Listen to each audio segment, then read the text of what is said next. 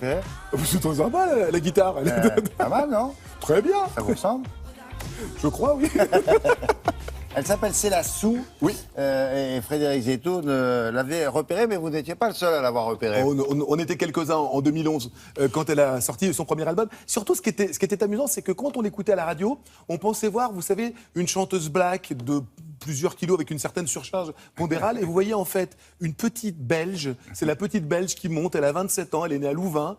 Elle est totalement blanche. Elle a une voix de black. Elle est tombée dans la black music et quand elle était petite. Et surtout, elle a remis à l'honneur une musique que Bob Marley nous avait fait découvrir il y a quelques années, le reggae, le ragamuffin, qui est un mélange de reggae et de rap. Vous savez, c'est ce que tonton David avait fait dans les années 90. Nous sommes issus d'un peuple qui a beaucoup souffert. Vous voyez, des choses comme ça, un petit peu scandées sur un rythme de reggae. Elle chante ça en anglais avec une voix qui ne lui ressemble pas. Alors, quand vous la voyez, vous voyez une toute petite dame charmante qui a une voix incroyable et sur scène, c'est juste prodigieux. C'était au Festival Solidaire cet été. Nous sommes allés, nous avons vu. Regardez.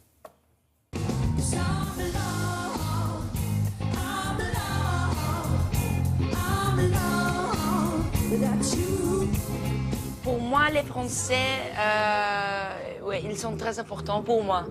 Ils sont là depuis le début avec Ragamuffin.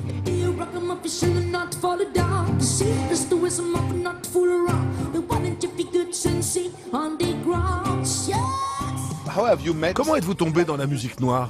Vous sentez-vous l'âme d'une chanteuse black au fond du cœur? Oh non, je me sens juste comme un être humain. Je me sens ni blanche ni noire. J'entends beaucoup dire que ma voix est celle d'une black, mais moi j'y peux rien. Ce sont juste mes cordes vocales, j'ai rien choisi.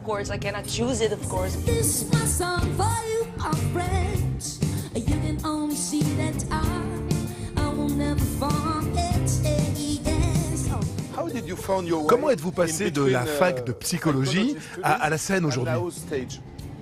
À un moment, quand j'avais 18 ans, j'ai fait psycho.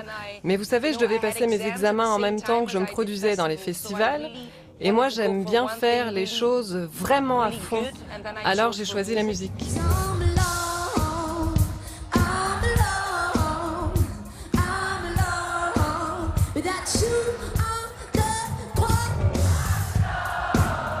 Le fait d'avoir des connaissances en psychologie vous aide dans ce métier? Il faut être très très psychologue parfois? Oui. Parce que c'est pas une métier facile.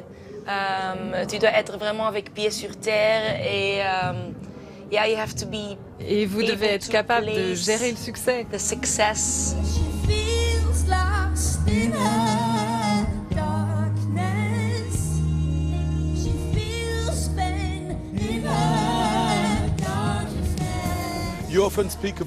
Vous parlez souvent de vos difficultés à l'adolescence, vous étiez en pleine dépression.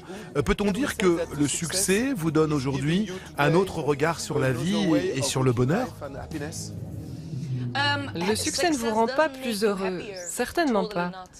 Mais je peux juste dire que grandir vous rend plus raisonnable. C'est pourquoi j'ai appelé mon dernier album Reason.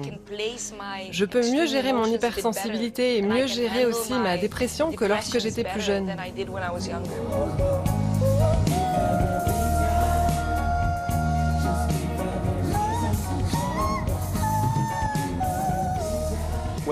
Et quel est votre prochain rêve? Mon prochain rêve est d'avoir des enfants et de trouver le bon équilibre entre ma carrière et ma vie de famille. Je pense que ce sera le plus dur. Eh bien, on vous souhaite autant d'enfants que vous le désirez. Thank you.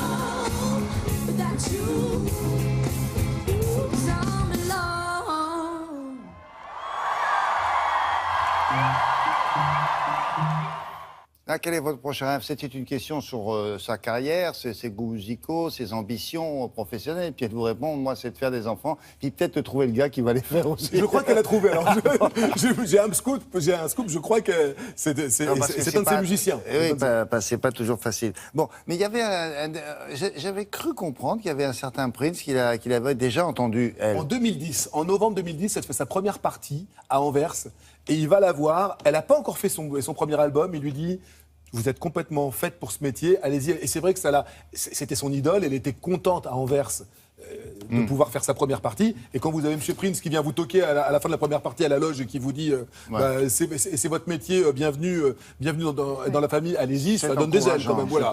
Ça donne il y a un petit côté Amy Winehouse. Oui. Ou Barbara Streisand, jeune aussi. Barbara Streisand à ses débuts, tout à fait. Et puis la coupe de cheveux rajoute quelque chose. Ça aide. Très bien. Merci beaucoup, Frédéric.